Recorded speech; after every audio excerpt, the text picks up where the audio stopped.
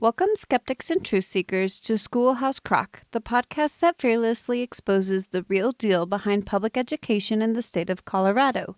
I am your host, Stacy Castile, and on this show, we're not here to sugarcoat.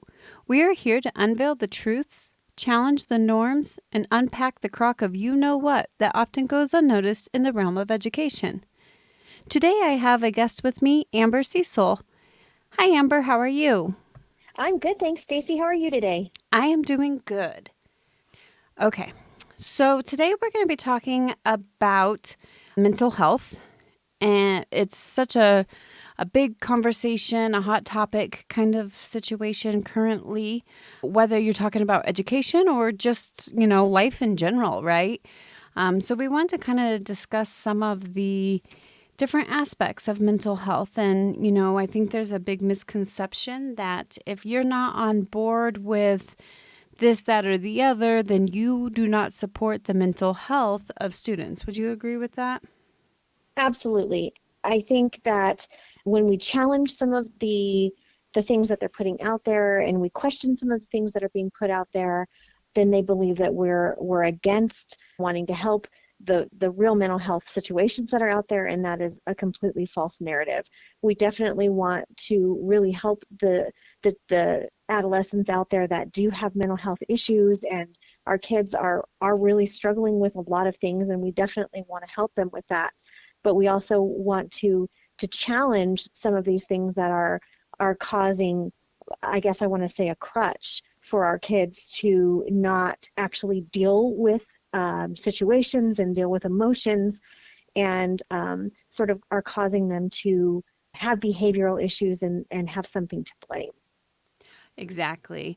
And, while we do believe that, kids should advocate for their mental health and talk about some of those struggles that they may have, I also think that we need to have a better understanding of what all that entails, because when you put your mental health as a priority, right, that means that somebody else's mental health may not be a priority. Would you agree?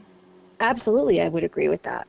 It's also kind of putting the focus on, what's best for me trumps what's best for anybody else. And that's just a really scary, slippery slope to engage in anyways. During COVID, the state of Colorado determined that, our children's mental health was being affected by COVID.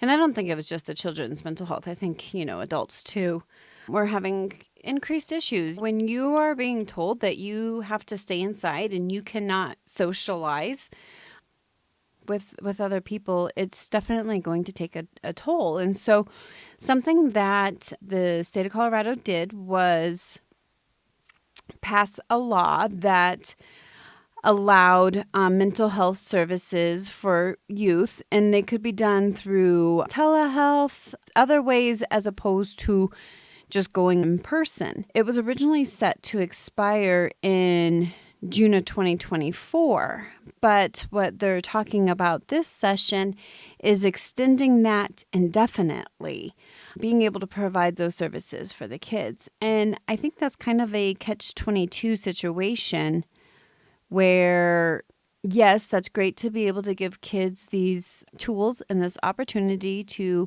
talk to a professional, but it also opens the door for these services to be provided for children without the parents' involvement. Correct. So the bill that this sort of fell under kind of happened right at the end of last year's session and was signed in, and it was this school mental health assessment, which was HB 231003. And the bill created a mental health screening program, which was to be administered by the Department of Public Health and Environment, and it was planned to be given to students from grades 6 through 12, and to be completed by a qualified third party. And there's very limited qualifications that are actually put into the bill itself, where they would come into the school and assess mental health of the students within the school. And the third party itself was what they determined was it's not someone who actually already provides direct mental health services, but it is someone who has the infrastructure and the ability to operate statewide. It is someone who has the ability to collect and report data from mental health screenings and has experience delivering and managing statewide mental health screening programs and is trauma informed. So when I think about all of those things that are being put into this, I'm thinking it's someone who is probably operating from like an MTSS or a multi-tiered system of support type of program like Panorama Surveys or something like that. So someone who doesn't directly operate in mental health, but knows how to give surveys and knows how to provide information or questionnaires to an entire populace of students.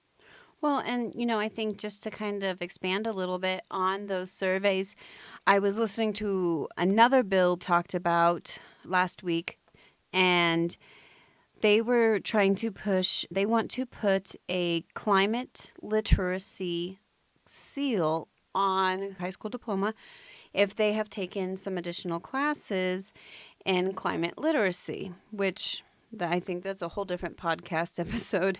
Um, all on its own. But one of the reasonings, I mean, like, they had superintendents talking about this. Like, they were pushing this because they did a survey and a high percentage of students, and I apologize, they did not tell what percentage of students that was, but a large percentage of students suffer from climate change anxiety. So, Sure. that's it just shows how intense these surveys are and how embedded in almost everything that we do mental health is. Absolutely. I mean, I don't know how they couldn't have anxiety from an environmental standpoint because it's being sort of shoved at them from every angle. They're being told that if they don't do this and they don't recycle and they don't use this type of product and they don't If they do services use a from company and they don't do this and they don't do this and they don't do this, then the world's going to come to a crashing halt. So that is absolutely 100% would give kids anxiety. Of course it would. It's giving adults anxiety. We see it happening in grown men and women. So why wouldn't it be happening in children? Probably even more so because they're not equipped to handle some of this information, right? It's too much for them to be able to process. So of on course it's going to. Yeah, and then if you look at it from the aspect too of, like, in Colorado, you can't get plastic bags from the grocery store or any store anymore. And so it's that, like, oh my gosh, if you have a plastic bag and you're not recycling it in this way or that way, then you're killing baby turtles. Plastic straws killing baby turtles. It's kind of like that whole fear mongering that was used during COVID. If you don't wear a mask, you're going to kill everybody's grandma. Right. You know, Right. nobody And we intentionally don't. wants that.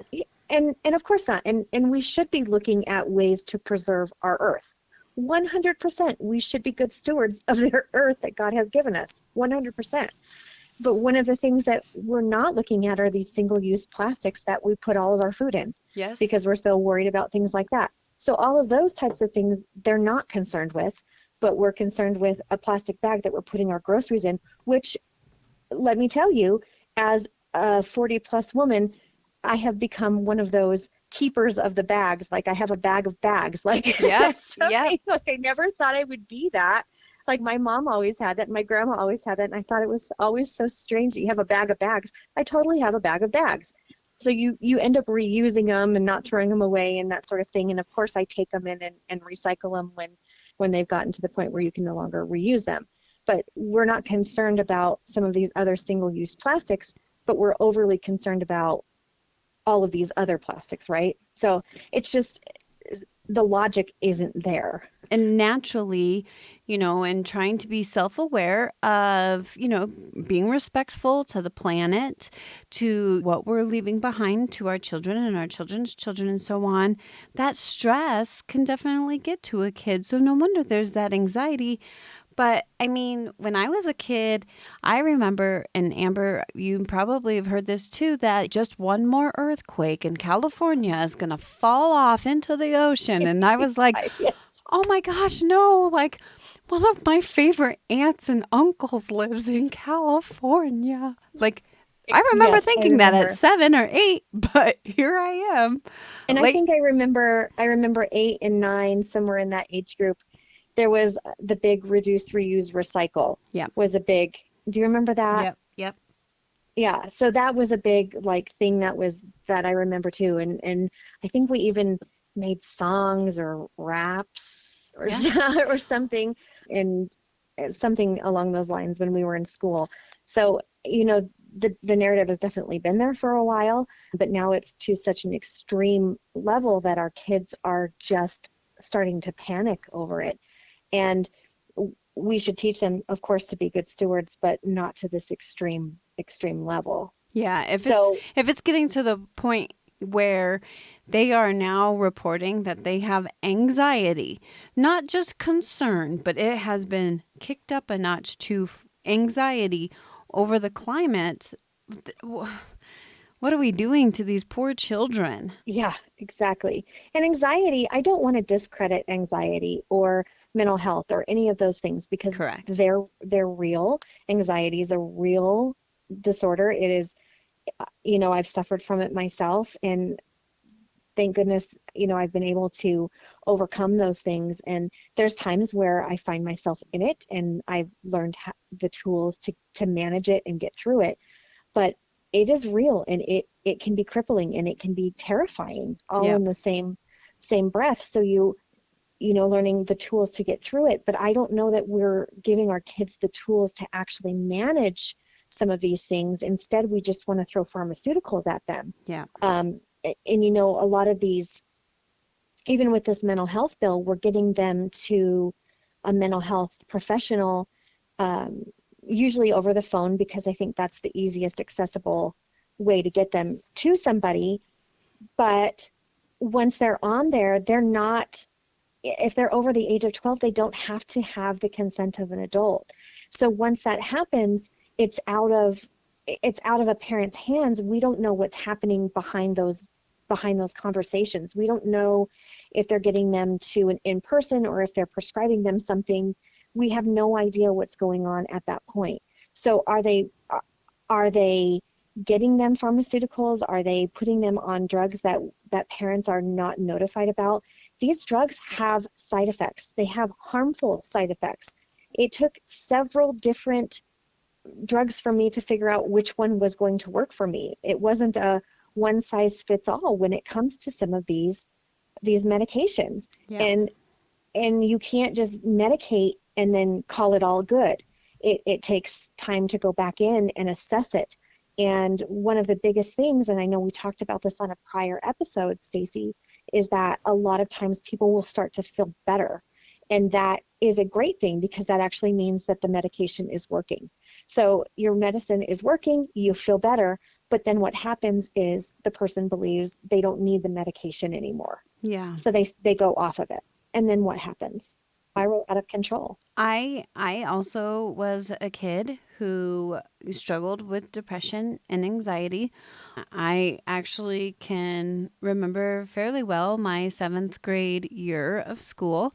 We were trying to find a antidepressant that worked best for me, and it was not a one size fits all. I can remember, you know, going through the school day and then going home and reporting back to my mom, like, this, I'm not feeling this one. I cried all day and I have no idea why. And everybody's looking at me. Why are you crying? And, Yes. it's just like how the different stuff affected me. And so to try and discredit that would be harmful to our children, but also when, you have everyone that's coming out and saying, oh, I'm depressed, oh, I'm anxious, and maybe like more self diagnosing themselves, I think that's also concerning for both of us. I believe I can speak for both of us. Parental involvement is always preferred. We do Yes. understand and know that there are some parents that are the cause of mental health issues, and therefore maybe that isn't, their involvement in immediate assistance for that child isn't going to be helpful.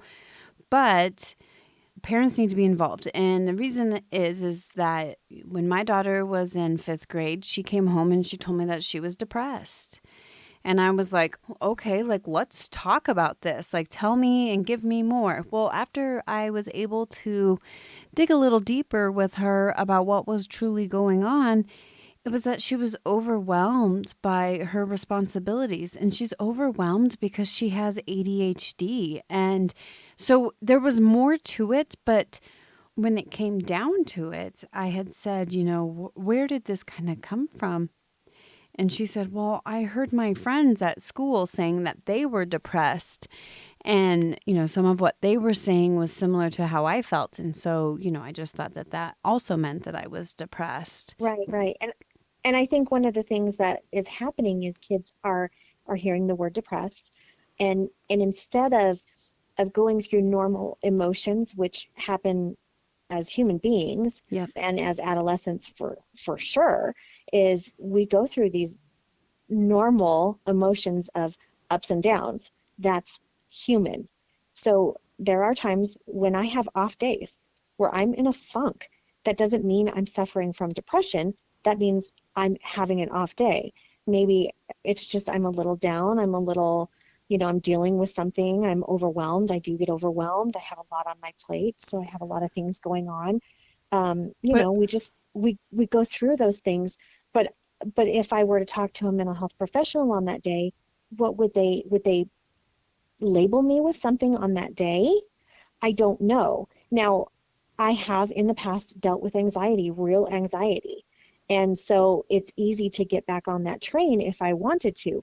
Now, I've of course learned the tools to deal with some of these things, but so many times kids are having one or two really bad days, or maybe a week, or even sometimes you can go a month, and instead of learning the tools how to kind of deal with the sad emotion, or going through maybe a breakup, or the loss of a family member, or dealing with some hard schoolwork, or having bad grades, or dealing with those types of friendships. things. Friendships are hard, man. I Yep. wouldn't go back and be a teenager if you paid me. I would never do it. Well, So and dealing with those things, and they're not learning how to cope. Instead, they're getting a label, yep. and they're getting pharmaceuticals, and they're being told, oh, you have this. Yep. Well, and you had said maybe I'm having an off day or whatever. Something else that we don't think about often or talk about often, and we should, especially because we are currently in this period right now, winter, right? Are we getting enough vitamin D? We're not. Totally. We naturally are not getting enough vitamin D from the sun, even though Colorado has a lot of sunshine days in winter. It's not enough. And so are those levels okay? Do we need to get a multivitamin in our systems before we start trying to do some of these other Yeah, pharmaceuticals? I can't think of what it's called that's associated with the season changes. It's the seasonal affective, It's like what is it, seasonal seasonal depression. affective disorder. Yeah, and that is a real thing. Yep. People can seriously be affected by the seasons. They can be affected by the barometric pressure. I know I can get really bad headaches and things from the barometric pressure changes. Yeah. So those things can seriously affect your system, and can mess with you. And your So diet? absolutely. Like And I know that I'm like a plant. I want the sunshine, right? Like I yep. lean to the sunshine. Like if you ever see me, I'm like, my face is leaning into the sun. It wants the sun on it. Yep. So I'm like a plant. So I can understand it can really happen. And I even think they call it SAD. I think that that's the acronym for it, isn't it? I think SAD. so. I think so. We know that especially adolescents teenage hormones, some of those changes can also have a major effect on your mental health. Whether you're going through puberty, you're in menopause, the whole gauntlet in between, all of that can have an effect on your mental health. And yes, pharmaceuticals are helpful. Yes, they have their time and their place, but let's look at some of these other issues and other underlying things and talk about those, because you can take antidepressants, right? But if Right. you are not working through some of those other underlying issues that is causing you, some of the stress in your life, some of the things that are trauma in your life, some of the Amber didn't tell me that she thought my shirt was cute last night and I was really upset. Like those things, if you're not dealing with those underlying things, don't worry, I've dealt with mine, Amber. Don't worry. No, just kidding. Um, then the You didn't sit by pharmaceuticals, me last night. I know, the Hmm. pharmaceuticals are only a temporary band aid, honestly. When you wake up tomorrow, if you're still struggling with some of this stuff, then you can take all the medication, but when you wake up the next day, it's still going to be there until you deal with that. Right, right. And there are going to be cases that are real, absolutely are real for people. And in those cases, 100% they need to speak to a mental health professional, absolutely.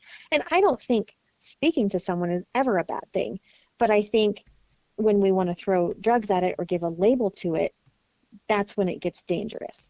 But being able Yep. to speak through something or talk through something, I don't ever think that's a bad idea because, we used to have that ability when we would just have a guidance counselor on campus that you could just go and talk to Yeah. because sometimes you just kind of got into a funk and you're like, hey, look, I'm just having a rough time. I just need to talk through this. And sometimes just bouncing it off of somebody just makes you feel better because you've just gotten it out. Yep. I know that that's how I get. Sometimes I just need to say it and then I feel so much better because I've just been able to say it. and So, and be able to say it, I mean, in a space where you can just say everything, you don't have to worry about, oh my gosh, I can't believe she just said that, or yeah. whatever, and just be like, this is how I feel, and I know it's not rational. I was sitting here thinking about when I was in second grade. I remember my mom was trying to get us out the door for school that morning, and I had gotten really upset about something and I threw a fit. And it wasn't a typical kind of a thing for me. And my mom was a full time employee, so she wasn't a stay at home mom with us during this time. And so she was able to reach out to the counselor at my school who pulled me out of class and just said, hey, like, I heard you kind of had a rough morning. Do you want to talk about it?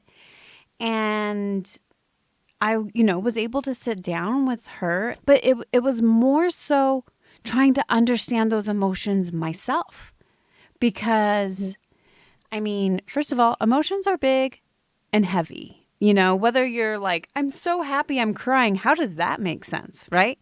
Right. But also, I'm upset and I don't know why, or this has rubbed me the wrong way and I don't know why. And when you're a kid, you really don't know and understand some of that stuff. And so it was just kind of being able to talk through like, why did I have that meltdown the way that I did? What was really behind it, and get to the bottom of it. Yeah, And I think, absolutely. oftentimes I criticize things like school based health clinics and, some of these conversations that kids are having with counselors at school or teachers at school. It's not that I have a problem with that, but it's the fact that, like, again, are we including the parents? Because Right. I know that as soon as I left that office, that counselor called my mom, because this was totally pre email days. The counselor called my mom at work and was like, okay, I sat down with Stacy. I had this conversation. This is what she said, because then when I got home, my mom and I had a conversation about it, kind of a thing. And I was in a better place to be able to say, like, this is how I'm feeling, or this is why I felt that way. And I think if we don't have all of that support system, the schools and the parents and the families around our children, it's no wonder that we struggle with mental health. And especially as kids, like I said, when you're going through puberty or adolescence, just some of those changes in you and how you feel and how you perceive to be felt and what you're thinking. We are now in a major situation of kids who are identifying as lesbian or gay or bisexual or transgender based off of just their feelings, how they feel, what they Hmm. feel fits in. And one of the concerns that we have is when you tell a little girl, and I'm going to use me as an example because I feel like I'm a good example. When you tell a little girl like me that she has to play with dolls, which I did like to play with dolls 100%, but I also wanted to go play sports too. I wanted to be around my dad and my brothers and engaging in that way. And so I would have been the perfect child if a teacher knew that I liked these things. I think I was in third grade the first time I said I wanted to be a professional basketball player. If they would have told me, oh, you like basketball, you like sports, I think you're a boy, that's going to start to affect my mental health. And not just because I'm going to start thinking I'm a boy, but I'm going to start thinking that something is wrong with me, right? Right. That something is off, that I'm not right. And that is just the foothold that the devil needs to feed lies to you about who you are. Oftentimes, when I was campaigning for school board, we would get asked questions at forums about the mental health of LGBT children and what we were going to do to help protect that. And one of my most favorite fans of mine said, I know who you're speaking of. but No. he said that my face puckered when I was asked that. Now, I'm pretty sure my face didn't pucker because that's weird. Like, that's just not a natural response in my face. Trust me, I spend a lot of time trying to mentally assess my facial expression because I know what a struggle it can be. But the thing that upsets me the most is when we are focusing on LGBT kids' mental health, we're not addressing the real issues. We are just affirming to them, yes, you're different. Something's different with you. You're not the same. And I think that Right. that perpetuates the crisis that we have in mental health. And a story I kind of want to share that is going on inside our school district here in Greeley Evans. And I have some emails out, some messages out to some people who have way more access to data than what I do. But we have a student inside Greeley Evans District 6 who identifies as male. She has been taking testosterone for 6 years. And the reason that she is taking testosterone is because she was sexually assaulted by a male figure in her life. And in her mind, the only way that she can protect herself from ever being a victim again is by being a boy. By no longer being female. And so we are pushing pharmaceuticals on her to turn her into a boy so that she can try to take back some of her power. But we are not addressing the real mental health issue here, right? Isn't the mental Right. health issue here the fact that she was sexually assaulted? That someone in a position of trust violated her. Mm. But we're not getting her help for that, but we're going to say yes, you're a boy? What are we doing here?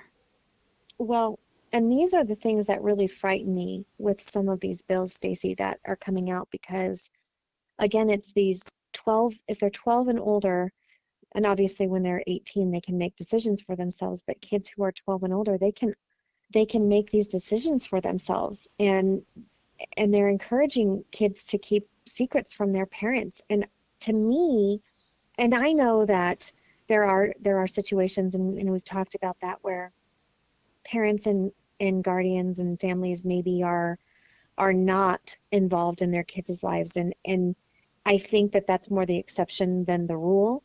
But I would think that asking a child to keep a secret from their family causes more anxiety and more strife. So it's just more triggering in this situation, causing more, adding more fuel to the fire, so to speak. Yep. But it's also allowing these kids to make and believe that they should be able to have these very empowered grown-up decisions. And and that's really a difficult one for me to swallow. I have an almost 11-year-old, and over this past week, she has done some really odd things where I'm like, why did you do that? And you know what she tells me? I don't know. Yep. And they're really weird things, really strange decisions that she's making, and weird things and they're not bad things, they're just weird things. I'm like, stop it. Stop doing weird crap. I Yeah. don't know what else to say. Stop doing weird crap. So, you're having these kids make these decisions, and they're out there doing weird crap. So it's removing authority of parents. It's allowing doctors and teachers and all these other people to come in and make decisions on behalf of parents. And I just think that that's is going to be on a very slippery slope. Agreed. And it's not Agreed. allowing us as parents to come in and vet those people. And we vet everything else. We vet babysitters and Yep. people who are going to come in and care for our kids. Why wouldn't we want to vet the people who are caring for our kids? Yep. So, we're putting them in these programs, and they're going to go into this online program, and they're going to be matched with a doctor. I don't even think they're matched. They're probably just whomever is first available. Yeah. Well, I know that that's not always. I know that I wasn't always a fit with who I saw Yeah. as a Oh, mental yeah. health professional. I was like, there was a couple I saw, and I was like, yeah, this isn't going to be a good fit for me. And I have to find somebody else. a mental health professional that's even worth it is going to give you a couple of sessions to figure out if this is a good fit or not. Yeah, and I've heard of some that are prescribing something within the first session. That's unreasonable. Yeah. Yep. Unreasonable. Absolutely unreasonable. They should not be doing that. So we have these children who are, I'm truly curious. I want to know how many trans kids are out there were sexually assaulted Mm. prior to coming out, because I think that's going to have a lot to do with it. Or some kind of an extreme trauma, maybe Yep. not necessarily sexual assault, but some kind of an extreme trauma like that, maybe. I mean, if you think about it, we have dissociative identity disorder where you disassociate, right? You detach. And that's Hmm. typically a trauma response. You can go to your happy little place and not be present. And so, is this just an addition to that? Because if we're not dealing with the true seed of the problem, it doesn't matter how much trim the weed that comes out from the seed or whatever. It doesn't matter how much we try to take care of that until we get to the root of the problem, and it's not going to make a difference, right? Like, Hmm. look at I don't remember the gentleman's name, but the one from What is a Woman, the one who had been, I believe he had trauma in his childhood. His grandma would make him dresses, sew him dresses, and he came out as trans and he transitioned into a woman. And then he started to see that this was not helping his mental health any. There's the documentary Trans Wreck that talks about the girl who her mother was told, would you rather a dead daughter or a trans son? And forced through the state to accept a trans son who then went and knelt on a train track to kill Yeah, herself. So yeah. we're not addressing those issues but we're also not looking at the mental ramifications on children who are not LGBT, right? Like the confusion of all of that. An example I could say is when my son was 4, we had gotten food delivered to our house, and it was clearly a man dressed up as a woman, and he was wearing a cape. Okay. And my 4-year-old, which obviously you know him, he doesn't mince his words nor his facial expressions. And so No, I actually, in my mind, pictured his facial expression. So, yes. he was like, "Mom, what's going on?" And I don't know how to answer. I don't know how to answer that. This person believes that they're a woman. Well, but it's a man. I know it's a man. I think everybody knows it's a man. Um, like how do we explain this to them? We Hmm. look at a situation that happened in Cherry Creek School District, I believe back in December, November of last year, 2023, where there was an overnight field trip, and a little boy who identifies as a girl was allowed, 11 years old, was allowed to share a bed with a biological girl Mm. without the parents being notified until after the fact. So, I mean, issue number one, right? This was done behind the parents' back. And now we have put a child in a situation where we are forcing her to accept and put the mental health of another child above her own. Now, when I was 11, granted, I had brothers, but I don't think I would have wanted to share a bed with a boy. That would have made me feel uncomfortable. Absolutely. Yeah, Absolutely. Well, and we're in this culture now where we are forced into compromise. And yes. compromise is one of those things where we are, I mean, compromise itself is not necessarily a bad thing because we should learn how to compromise and you will do that in relationships throughout your life, right? You should always know how to compromise. But compromise itself is taking something less than you had originally desired. And On both so sides. on both sides, exactly. So when you're compromising absolutely everything, that's where it becomes a problem. So what they're teaching in this type of a scenario, in this scenario where this little girl's having to share a bed with a trans girl who is in fact has probably male genitalia, Yeah. and I'm assuming they haven't done a bottom surgery on an 11-year-old, and if they have, then we need to do another podcast. And because I got lots to say about that. And even in that sense, then they're probably allowing this child to use the restroom, the girls' restroom, and these types of things is they're telling them that they need to first seek to understand before being understood. Yep. So they need to understand where this other person is coming from, why they want to sleep in the same bed or be seen as a girl before your own feelings are taken into account of why you would be uncomfortable in that situation or for your own safety. And that is a major issue for me.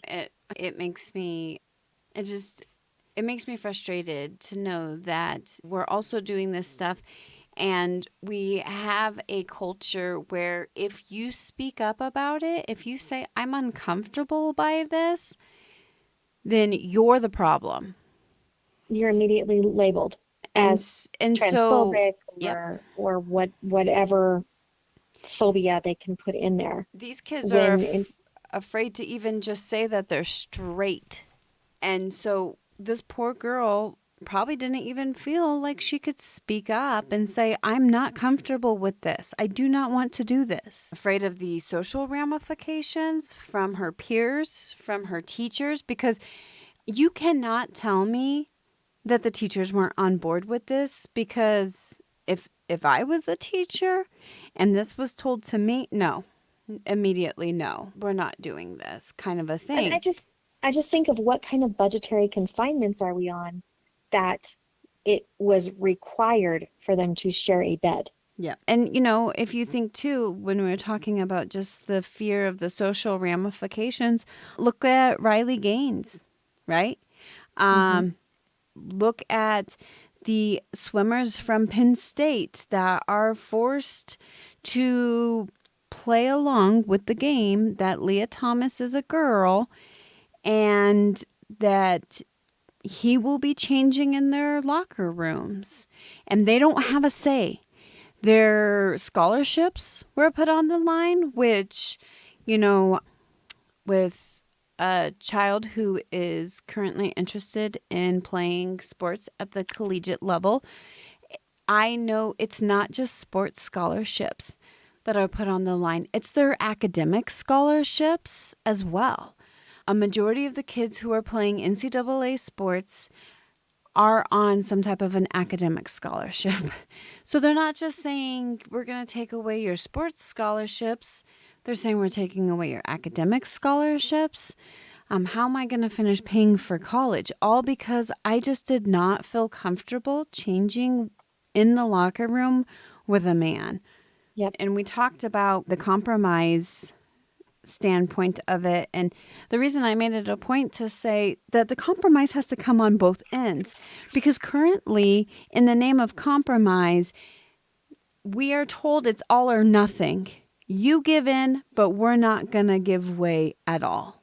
You Right. must compromise your values, your morals to make other people feel better. But what about my mental health in that aspect of this makes me feel uncomfortable, but I don't want to rock the boat. I don't want to be labeled anything. So I'm just going to keep it all inside and have that eat away at me internally and affect my mental health. And I don't understand why it is an all or nothing mentality from the other side of this argument. We look at like the mental health of female athletes, right? And they're currently being forced to be accommodating to trans women in sports. Wouldn't the compromise be, let's start a trans sports league? Let's, you know, if you're interested or if you are good with competing with trans women, here you go. You can do this. Like, why are we having to accommodate and compromise on our end, but nobody else is compromising or accommodating on their end? Exactly. Exactly. So, just kind of wrap this up.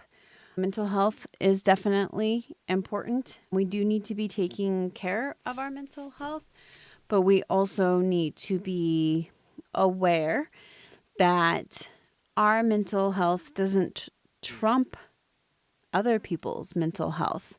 If somebody is toxic for you and is cutting you down and belittling you and just making you feel like crap, yeah, your mental health is more important than them.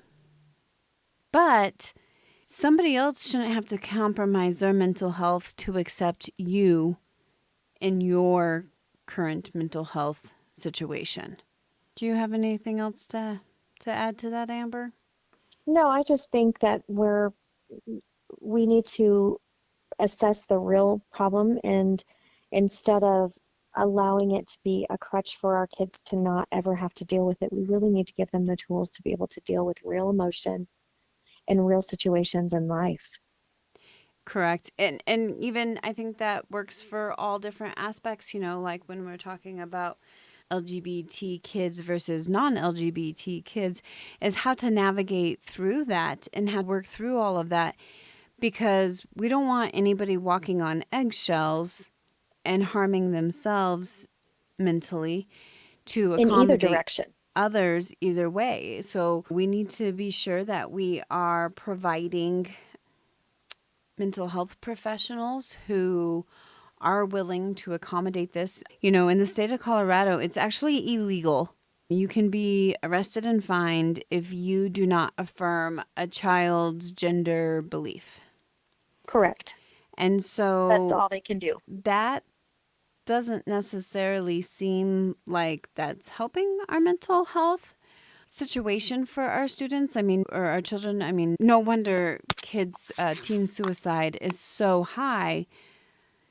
But I think that there is still room for good mental health professionals to come in and work with the parents, work with the schools, the teachers, work with a good team to help this child work through the issues at their core.